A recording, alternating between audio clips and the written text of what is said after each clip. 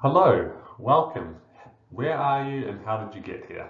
That's probably what you're all thinking right now. This is the Aoe2 Blueprint Series, where we will go through a bunch of civs and detail how they're supposed to be played, using a bunch of replays from Aoe2rex.com, analyzing those replays and creating a blueprint of how you're supposed to play these civs. We're going to start with the Shu, very fitting because they're a new civilization. There's a lot of mystery, a lot of people unsure how to play this civilization. So we're going to kind of go through the replays and see how people are playing them and see where they're succeeding, where they're failing, and kind of create a bit of a game plan for how you're supposed to play them. So we're going to analyze a bunch of replays from the mid-elo tier. So we're talking anywhere from 900 to 1500. I'm going to call that mid-elo. That's where the regular Joe kind of player plays. We're not talking pro level strategies here. We're not talking Hera and Viper. They've got their videos out of them doing gameplay on these civs.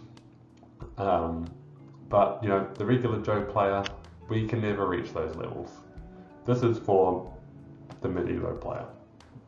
So we're going to analyze the Shu and see how they're supposed to be played. So, the Shu, better go through their civilization bonuses and what they're good at. So they're technically classified as an archer and siege civilization. That's very similar to the Ethiopians. I think they're also considered an archer siege civilization if I'm remembering correctly, or at least they do have some siege bonuses to go along with their archer focus. So that might be an initial parallel you might draw. And I will argue that they are actually quite similar in what they're good at, with some differences of course. But their eco bonus is lumberjacks generate food in addition to wood. Very interesting eco bonus. So I did watch a Spirit of the Law video quite recently. I think he mentioned that for every 10 wood you gather, you get 1 food, which is not much, but it is something that adds up over time. And generally what this bonus will allow you to do is to not put as much economy on food, especially in the, let's say, mid-game, and you're able to focus on wood and gold more with your economy, which plays right into producing archers. So really synergistic bonus here for the Shu. On top of that, archery unit technologies at the archery range and blacksmith are minus 25%. That's a lot of savings, and what that will allow you to do is you won't have trouble getting your fletching upgrade, your bodkin upgrade, your thumb ring upgrade, your crossbow upgrade, your arbalist upgrade. All of those upgrades are affected by this bonus. So a lot of savings there means you're able to hit those power spikes on your civ much more easily. So it's a nice bonus. Third bonus, siege weapons and warships move 10% faster in castle, 15% in Imperial. We're just going to focus on the siege weapons in this, although it's not insignificant that warships move faster. But in terms of siege weapons, we're talking mangonels mainly. In those mangonel versus mangonel wars, you might be able to dodge the projectile of the other civilization that much more easily. So that's a nice bonus to have as well. And you'll see you'll be using quite a lot of mangonels in your games. Unique units, we've got a couple here. White Feather Guard, they're basically a spearman slash swordsman line unit, if they had a baby, that'd be the White Feather Guard, because they got the bonus against the cav, but they're not as weak to skirmisher, I believe, as a spearman. Actually, they've got quite a lot of PS armor on the White Feather Guard. So all the benefits of the spearman while also being a little bit more like a swordsman at the same time. So interesting unit, and we'll see them in action. And usable, I will say, unlike the next unit, the War Chariot. We're not going to see a lot of War Chariot in these replays, primarily because they're no good. Their use case is supposed to be they're good against skirmishers. They're just not good enough. They're not good enough at all. They need a buff to actually be useful. So instead of the War Chariot being your siege weapon of choice, you're probably going to go into mangonels. You also have a hero, who's this fella right at the front here. Sorry, I'm pointing in the wrong direction. This guy, Liu Bei. He's your hero.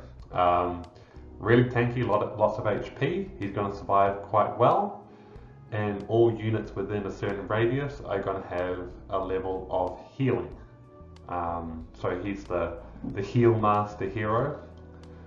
He's pretty cool. But you probably won't see him in a lot of your games because you only get access to him in Imperial, and he costs a lot of resources. I think it's 500 food, 500 gold. Forgive me if I'm wrong. So he comes quite late in the game, costs a lot of resources. You're probably going to invest that somewhere else. So whether you use him or not, probably not. But cool to have. Cool to have heroes in the game. That's my personal opinion. The Coiled Serpent Array is your first unique tech. Spear and White Feather Guard gain hit points when near each other. So if you get a big group of the White Feather Guard and Spearmen together, they're going to be healing each other like crazy. It's kind of like the Manaspa healing element from the Georgians, but this is White Feather Guard and Spearmen. Interesting enough, that could synergize with Liu Bei, because if you get Liu Bei and that tech together, you might be having healing like crazy. But again, very unlikely that you're going to get to that point. Probably a more useful tech, because you're an archer civilization, is Bolt Magazine. Your archers basically become Chukanus at that point. They're firing multiple projectiles. Really cool. Unique tech. It just gives you another power spike in Imperial Age to get to if you get to like a post-Imperial kind of battle and you still have your archer mass. Probably take you over the edge to potentially winning. You've got foot archers, 2 line of sight. It's not great, but you are an archer civilization, so you are going to be producing archers. So not completely useless, I would say. I should have also said in terms of unique units, although this is a civilization, a regional unit for some of these new Chinese civs, is the Traction Treb. They're somewhat between a trebuchet and a bombard cannon. They have mobility like a bombard cannon, but they don't have as much as building damage as a trebuchet, so they can move, but you kind of trade off in your building damage. So it's pretty good. It's a pretty good unit. Should say as well, I'm not going to go through the tech tree for the Civ, but I should say that your stable is not great and your barracks is not great. Primarily because you only get the first blacksmith upgrade on your attack. You don't get the second or the third. So the further and further you get in the game, the less viable these production buildings are. You do get champion, I believe, and you do get halberdier in the barracks. Halberdier still has utility, of course, for the Shu, but the champion is definitely a trap because you don't get the attack upgrades that you need. You do get the heavy cavalry unit for the Shu as well, but again, you're lacking the attack, so it's a trap. You'll be producing archery units.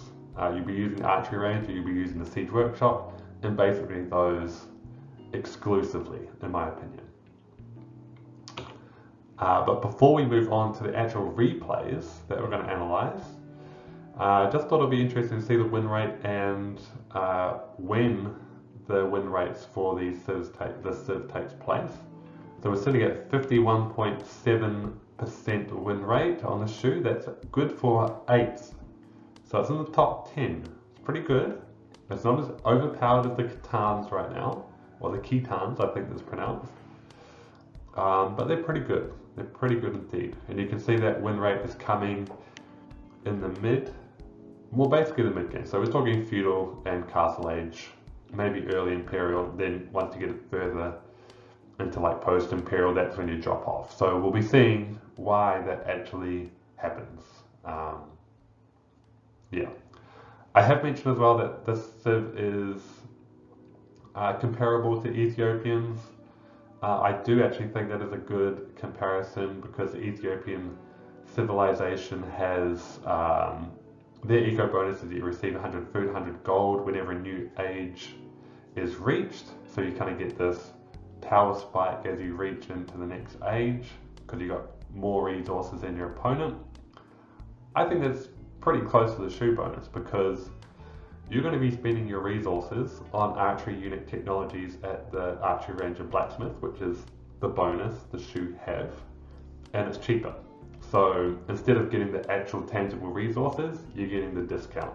So both civs are archer civs that get this power bump once they reach the new age. So I think it's pretty comparable, Shu and Ethiopians.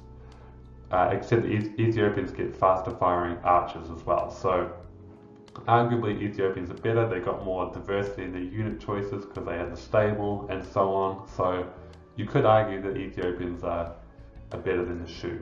But yeah, let's get into some of these replays.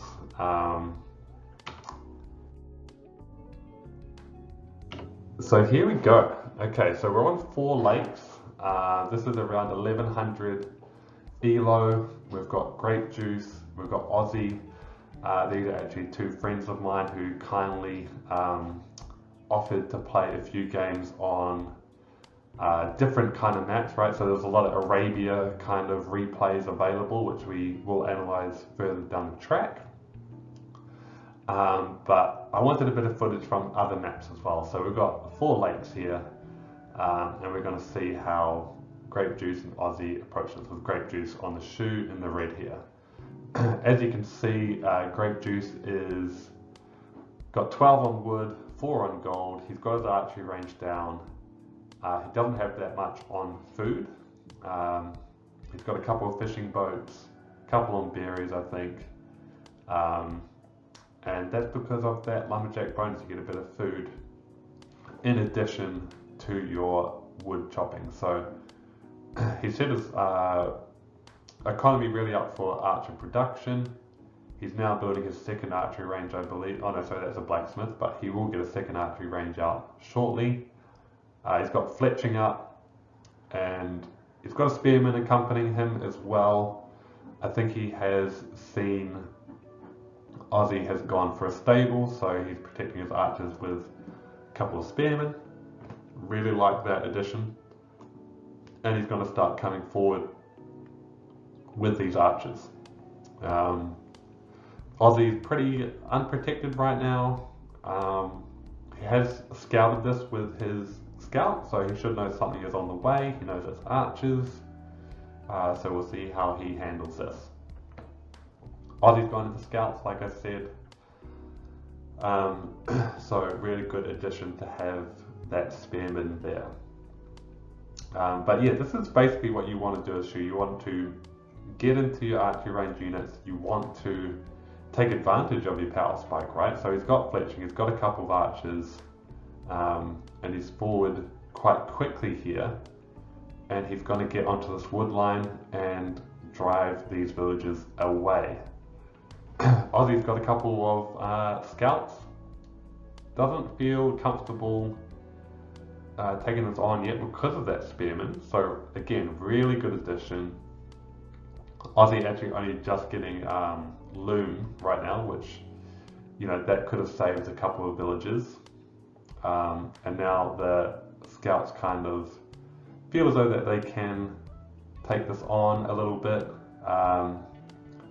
Spearmen getting involved, scouts deciding to back away. But yeah, this is really what you want to do as a Shu. You want to take advantage of that archer opening, take advantage of the discount cost. He got fletching, and Aussie's kind of feeling as though he's trapped a little bit at home with the pressure from these archers. Personally, I think Aussie can take out those archers now with the amount of scouts he has. He's got 6, or he could be doing a counter raid. But Grape Juice is doing a good job walling at the back here. But yes, if Aussie goes away for this counter raid, it does leave more villages at home exposed. So we might see some more villages go down. We actually see a wall go down. But that's deleted and another villager is gonna get picked off here. So this is actually 6 eco kills for Grape Juice, who has reinforced this archer number a little bit. So really good execution there. Textbook stuff for from Grape Juice there on the Shu. So really good stuff.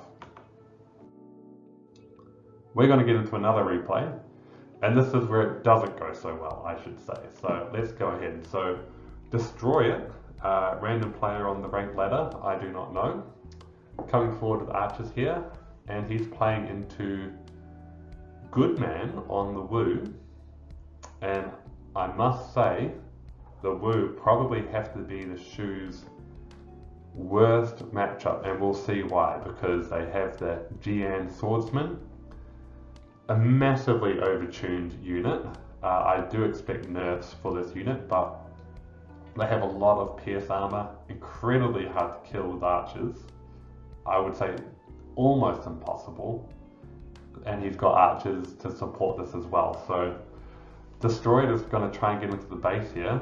And what we're actually going to see is, I think he's going to destroy this palisade and chase them. So he's like, bring it. You're going to try and get through the palisade? That's exactly what I want. These GN swordsmen are going to start charging at you.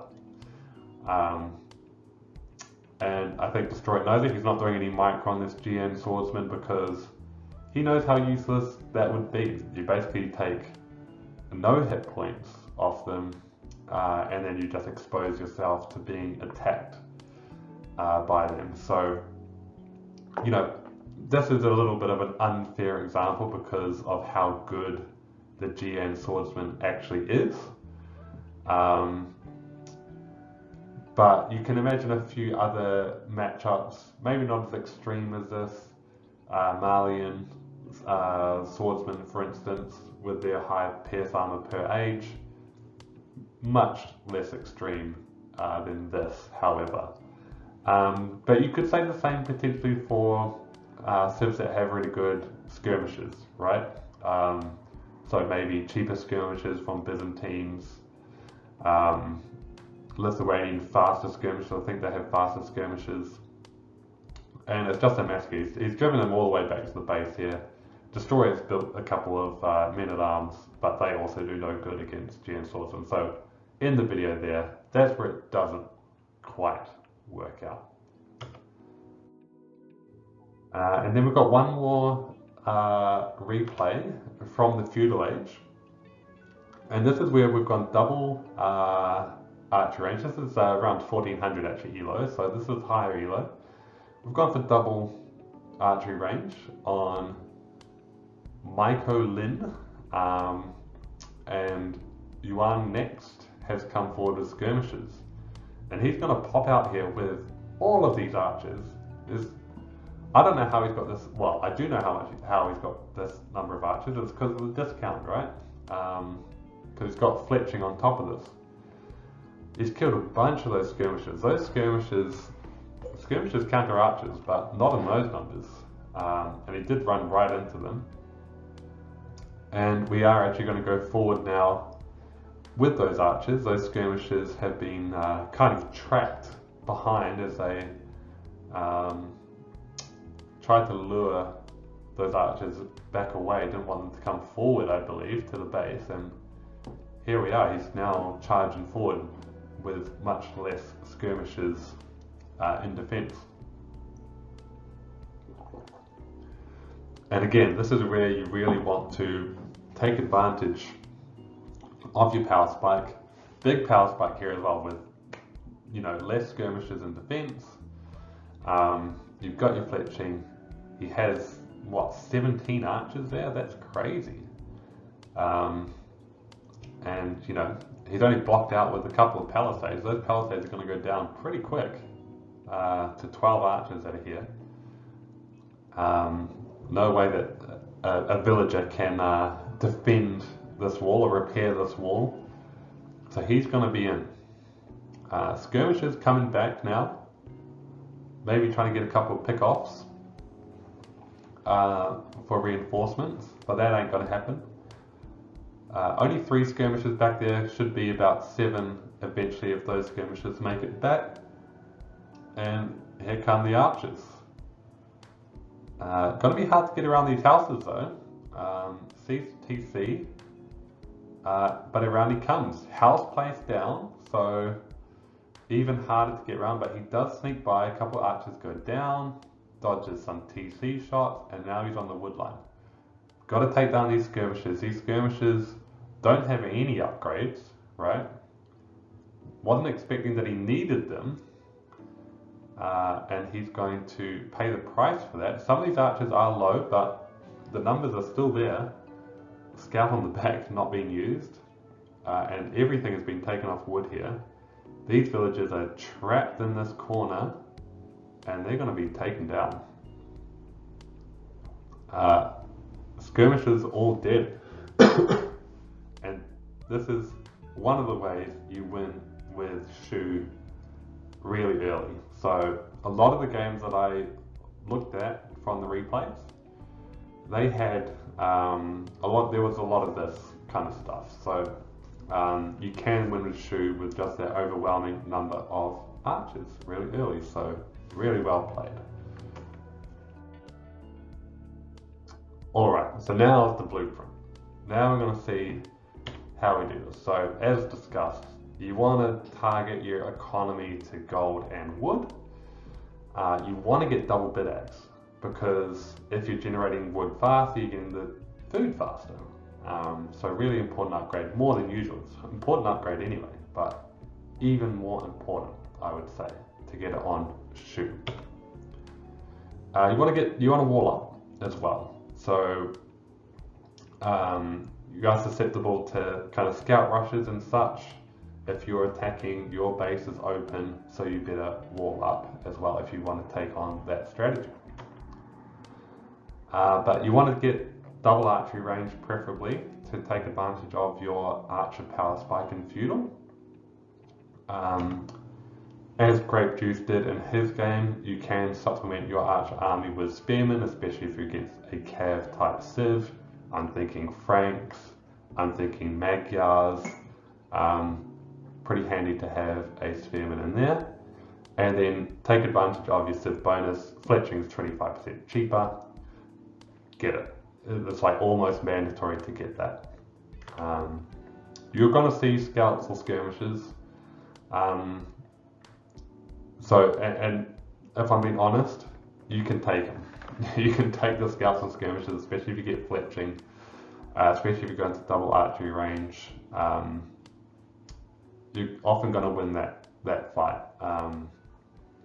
You know, even skirmishes as a counter unit might not be so much of an issue, especially if you've got fletching and they don't have their arm upgrade or their fletching on the skirmishes. So yeah.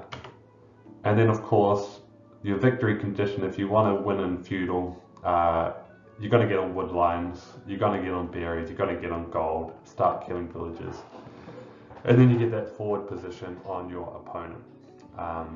So even if you don't win it in Feudal, which often you won't, especially as people become more and more familiar with the Shu, at least you want to start establishing a forward position in Feudal, and you'll see why as we go into the castle replays. So here we are in castle. This is actually a pretty high elo game. This ain't the average Joe elo range, but I thought this was a really interesting game, and I got a couple of replays from it, and we can learn from it at the average Joe elo player. We've established the front position here on the Shu. We've got crossbow, we've got bodkin, we're getting the bow saw, wood upgrade, all good stuff. But also notice we've got the forward siege workshops, and now we're going to go into forward siege. And again, this is the position you're aiming for as Shu. To have your ball of, we've got about 15 crossbow here, you want to get your mangonels in. In this case, the opponent's gone into skirmisher. You want the mangonel to counter those skirmishes. And here it is as it pops out. It does unfortunately miss that shot, and it's going to get taken out by those scouts. But you know, the archers are doing quite well because they do have bodkin. They've even got the first armor upgrade as well. So these these crossbow are nothing to sneeze at whatsoever. These skirmishers do have bodkin as well, so that the Catan player is keeping up, undoubtedly. But with these numbers, that trade is going to be won by the crossbow player, the Shu player. We've even got a monastery up now, which is going to be important. Because we do have step plants on the floor. Now I should say the Shu monastery is pretty bad as well. You're missing a lot of technology, you're missing sanctity, you're missing block printing, you're missing redemption. So it's going to be really rough for the Shu and monasteries, but I think in this kind of early Castle Age period it still plays a role in this forward position, because you can still get a few conversions. Just wouldn't go into monks long term as the Shu. But we are seeing some crossbow reinforcements come through, and we have the mangonel. So we may see, I can't quite remember what happens in this replay, but we may see another fight, or we may see the Shu player start to attack, try to get into the base. That's what you want to do with the Shu. Yes, we're actually going to see the convergence of the army. Mangonels not doing great, so no skirmishes here, but we've dissuaded the enemy from going from skirmishes because of that mangonel, and now we're going purely into step lancer. But the step lancer doesn't have great pierce armor, so in this case the archers still win. So he's maintaining this forward position, which is really, really interesting. Just can't quite get him off this forward position, but it has slowed down this push a little bit as the mangonel is taken out. But I don't think it has been worth it for the Catan player by any means. So we're going to go a bit further on. Same game, but now the Catan player has added in rocket carts. Now rocket carts are an overpowered unit in of themselves because they're very good against mangonels. I think they're a better mangonel. So we're doing the forward push, which is fantastic. That's where you want to be as Shu. But how can the Shu players deal with rocket cart and the step lancer at the same time? Looks like we've kind of gone away from skirmishes. Oh no, I stand corrected. A bunch of them pop out of the archery range. They're going to come through this very tight gap. That was an opportunity for those mangonel to get some really big shots.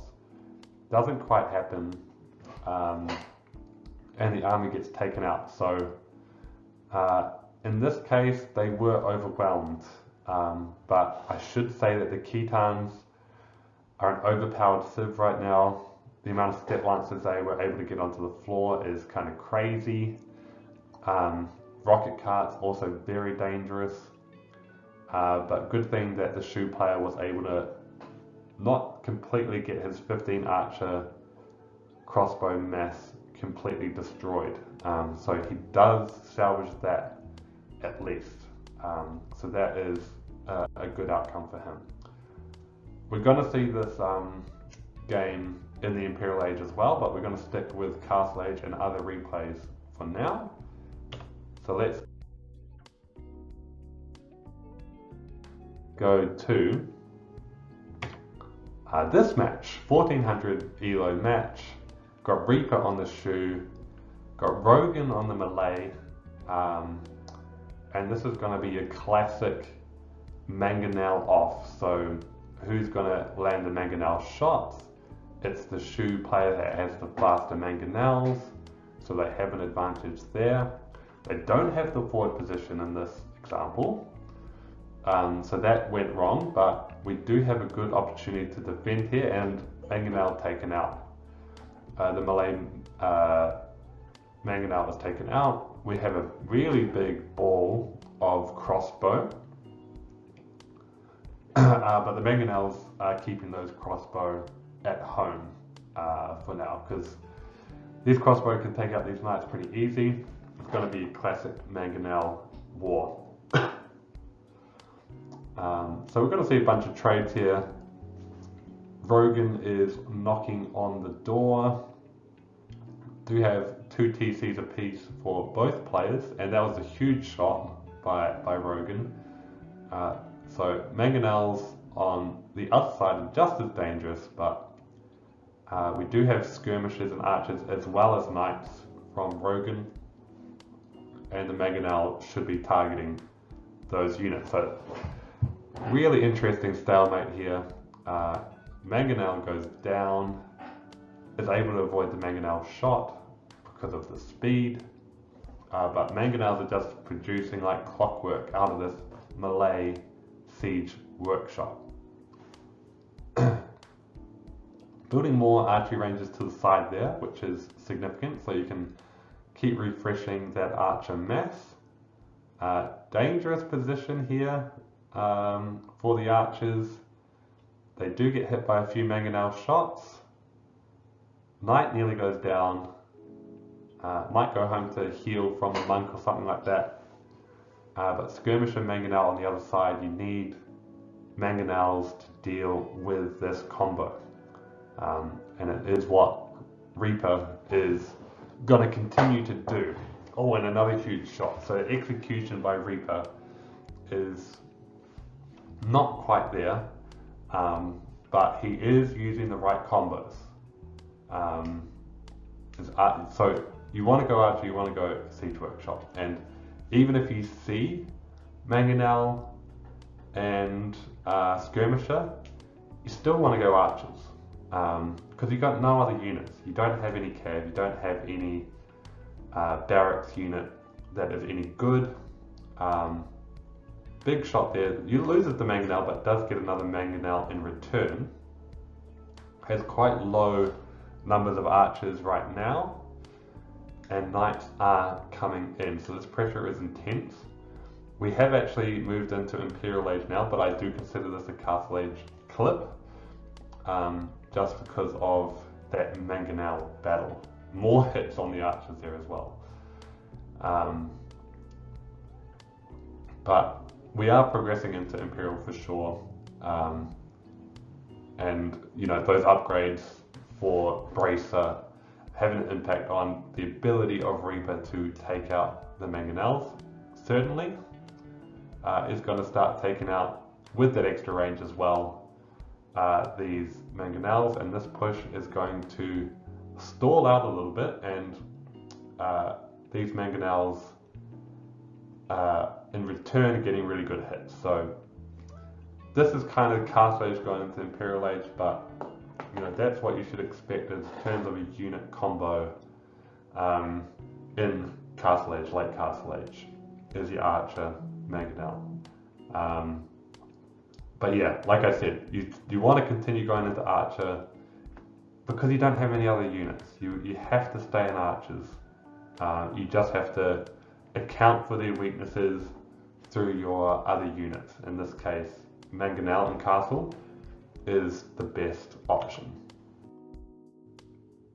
However, we're going to see an arena game. Like I said, most of the games have been in Arabia, but we did get Grape Juice and Aussie to play an arena game.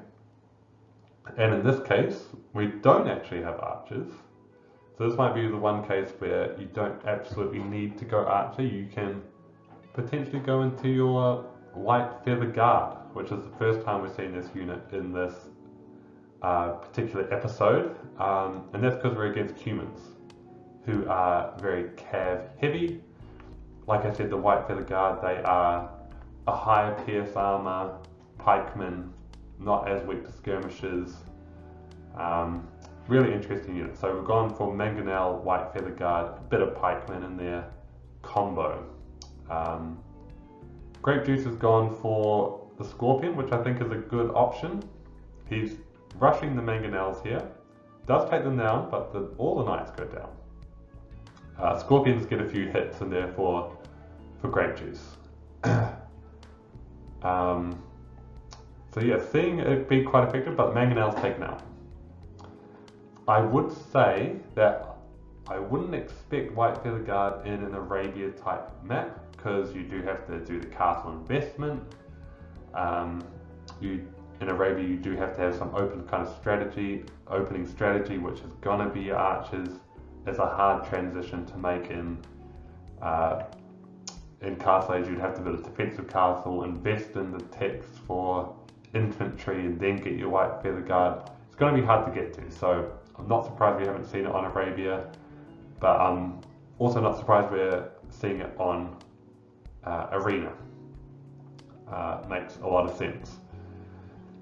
But we're going to see another fight here between the two, and again we're going to progress into early Imperial, so I do kind of consider this a little bit to be still a Castle Age clip, because we're not getting absolutely all the upgrades needed in Imperial.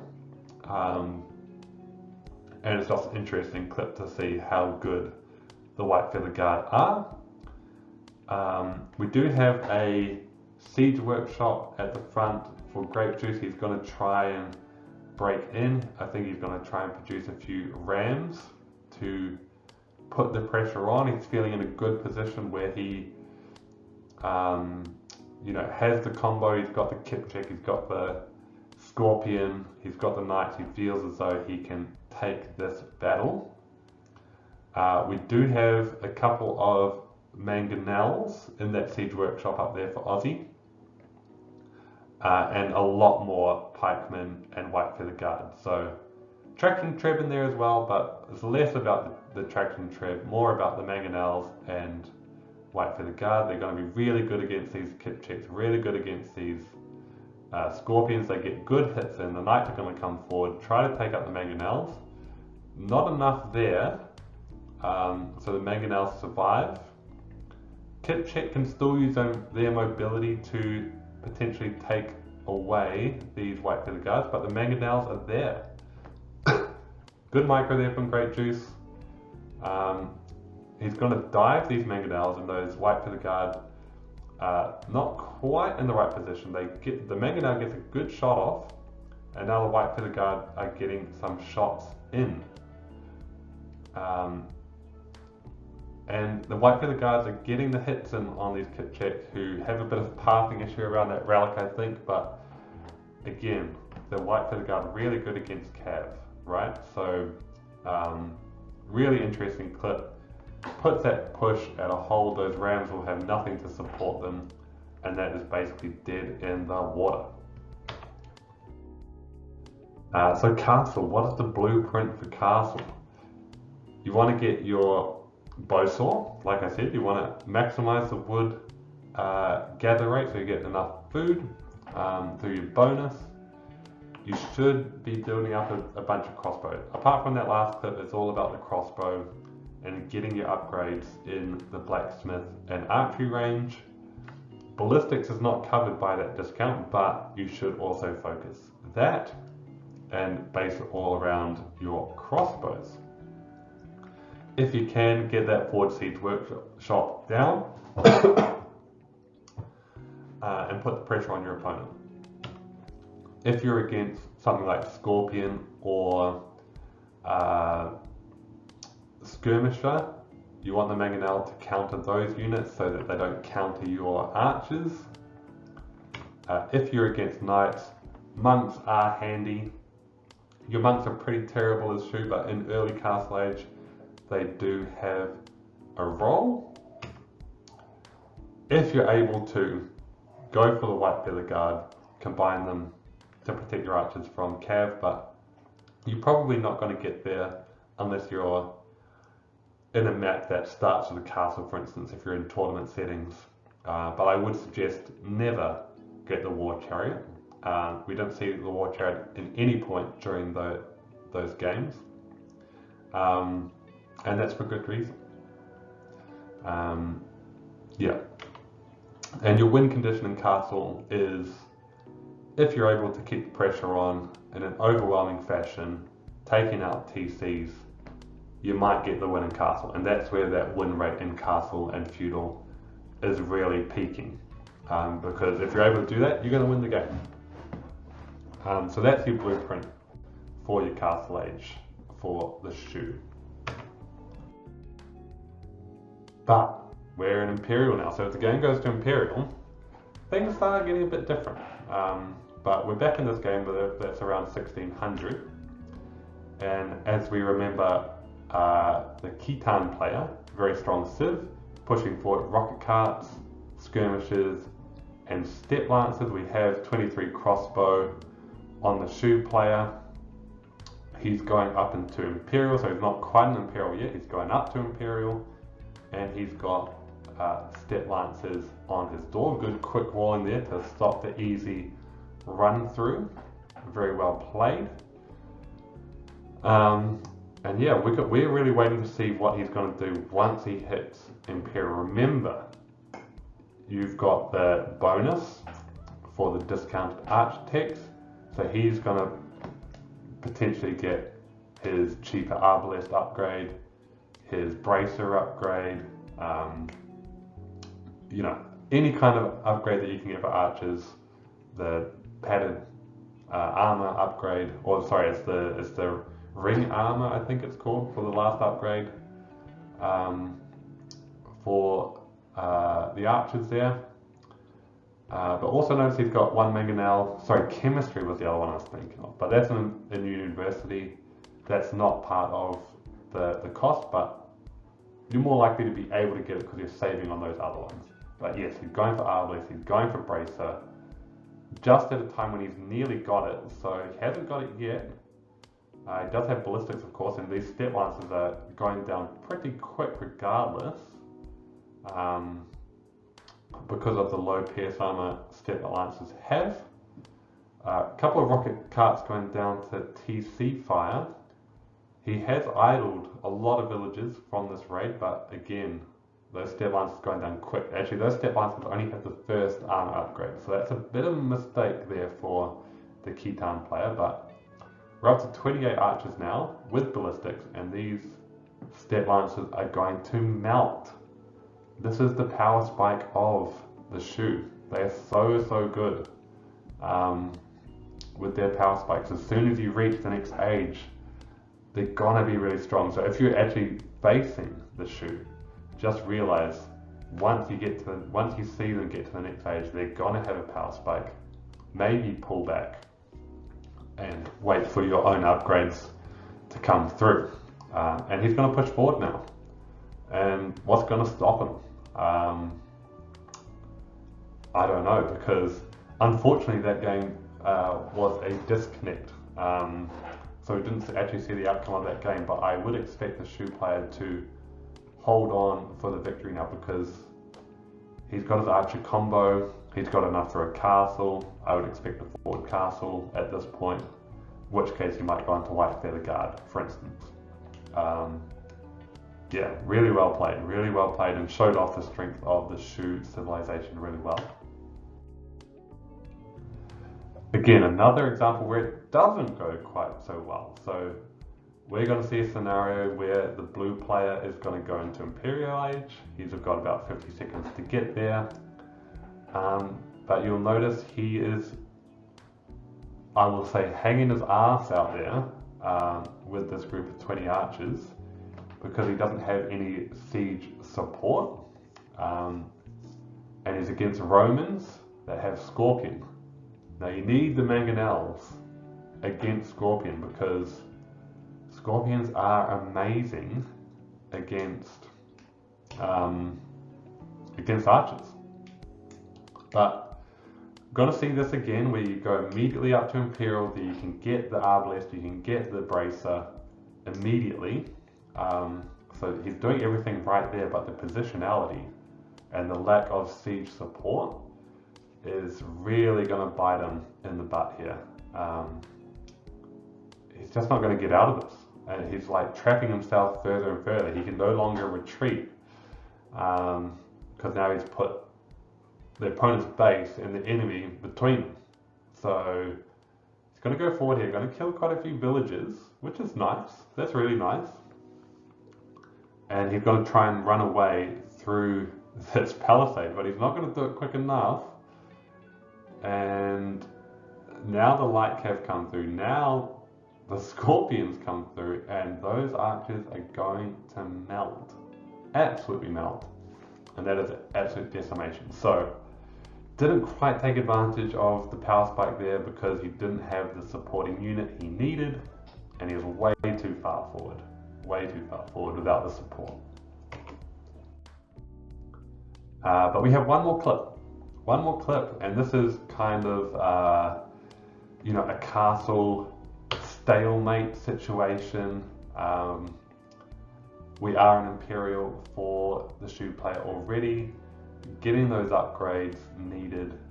We've got some traction trebs out.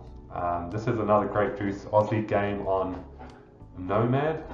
Aussie has gone into Gabetto and Skirmisher, and Grape Juice is doing really well because he's got the traction trebs to take out the buildings, which you want, but he's still not neglecting the Mangonel, because the Mangonel needs to deal with the Skirmisher, and he's getting some big hits off as well. So this is really impressive stuff from these players, 1100 players. Does path right into the castle there, which is unfortunate, but and he needs to get those archer numbers back up again for sure. But Aussie's gone into Imperial now as well.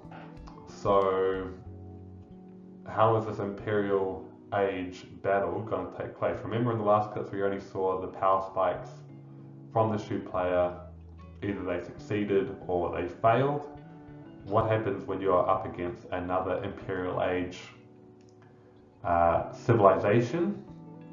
We're actually going to see some war chariots come out. I think Grape Juice was just trying out to see if these were of any use, but we do have Malians who have the melee damage, which I think is absolutely devastating to the war chariots. So I think this last we'll see of them in this game.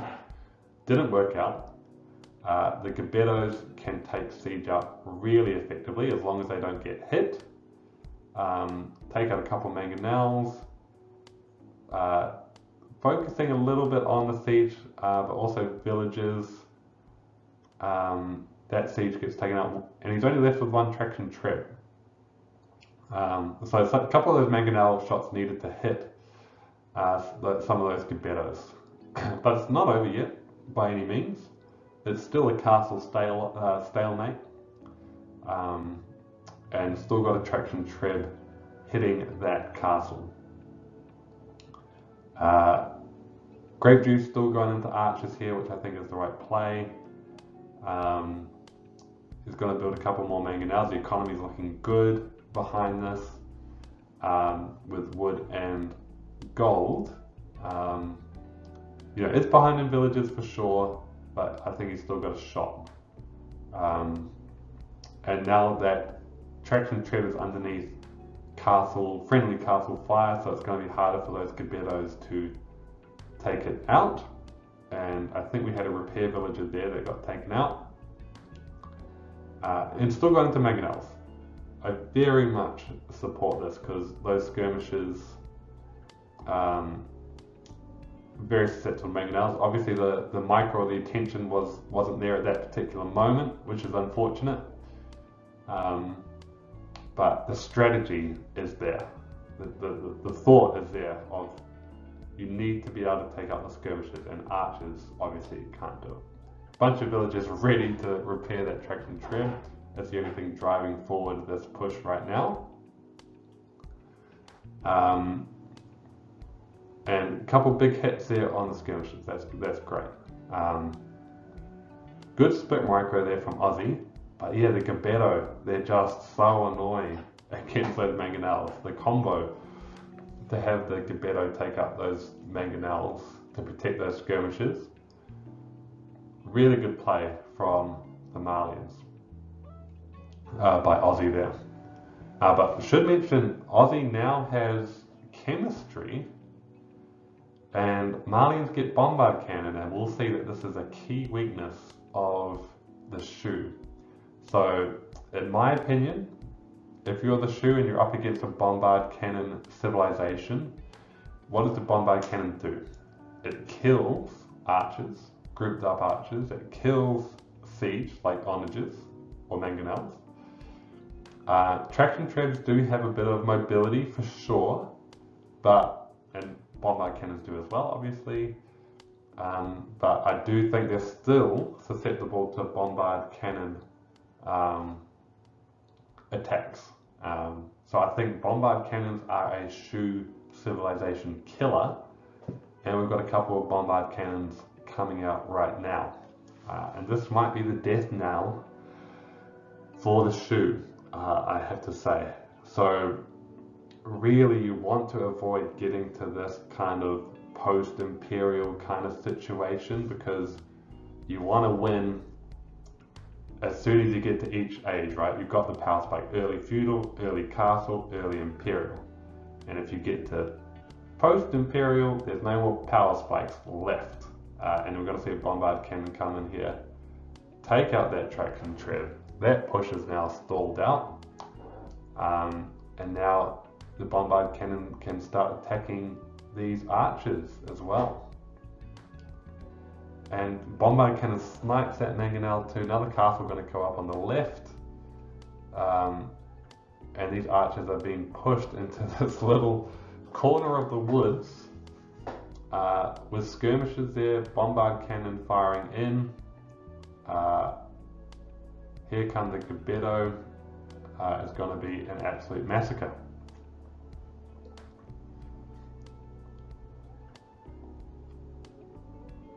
And as soon as those archers go, you know, there's no archer mass left. You've lost all kind of build up in the Shu, and it is GG. So yeah, post-imperial not looking great for the Shu. And we saw that in the win rates, right? Like the win rate really went down as soon as the late game hit. But Imperial, what is the blueprint? Like I said, you want to keep your ball of archers, so when you upgrade your arbalest, you've got a bunch of arbalest. You want to go into your bracer, you want to go into your chemistry, and really hit that early Imperial power spike. You want to keep going into mangonel. Do not go for war chariot. It's a garbage unit, don't go for it. Keep going to mangonel, even though you've also got traction trev for your forward push. Because you have to beat that opposition siege, you have to beat the opposition skirmishes. Now your white feather guard really comes in. If you are up against a cavalry civilization, now it's viable to actually mix some of those units in with your archers. You don't see them as much in castle, but Imperial, you can start bringing them in. If you're up against a bombard cannon civilization in late game, I think you're dead. I think you're dead, you have to win the game earlier, 100%. But if you're not, get into that bolt magazine. We didn't see that into any in any of those replays, but getting those additional projectiles on those archers, and the opposition civ doesn't have bombard cannon, you've still got a window because you got that next power spike, right? Like, you're not going to go into a next age, but you've got that Imperial Age unique tech that gives you just like a little extra power spike in late Imperial. So that's not nothing. That's actually really good. It's quite expensive, but you know, it is an option you have available to you.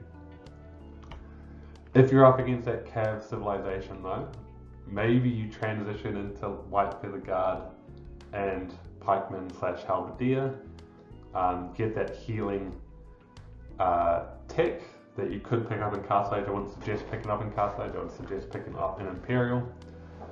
And then get Liu Bei in there as well to get that real heal aura going. But you're not going to go for Liu Bei because he's so expensive. But it's a good meme strategy. And potentially viable if they bring the cost of heroes down, etc. So worth noting. But you've got to hit the early Imperial time. If you don't, your chances of winning are declining the further you go along. So yeah, that's the replays from, those are the replays from Feudal, Castle, Imperial. Just thought I'd take a quick moment to do a little pondering here about the Shu. I think they're a great civ.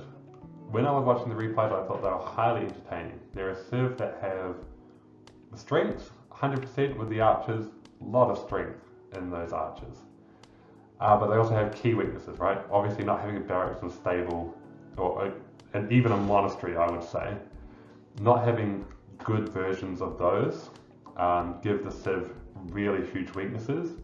But I think that's a sign of good civ design.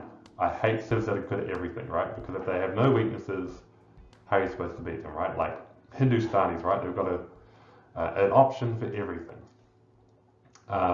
So is that a good civ design? Personally, I actually like Hindustanis, so I'm going to counteract my own opinion there. But usually good civ design have strengths and weaknesses that you can take advantage of. So that was good there.